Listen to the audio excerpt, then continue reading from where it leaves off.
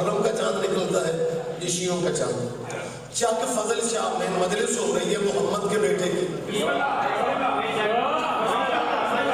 لیکن سڑک سے گزرتے ہوئے بندے کہیں گے شیعوں کی مجلس۔ میں زندہ باد سے رہا ہوں، چاند محرم کا، یہ شیعوں کا چاند۔ مجلس نبی کے بیٹے کی، یہ شیعوں کی مجلس۔ سڑک پہ مجلس کے بعد ماتمی جلوس نکلتا ہے نواز نبی کو خراج عقیدت پیش کرنے کا، ٹھیک ہے؟ لوگوں سے پوچھو کیا ہے، یہ شیعوں کا جلوس ہے۔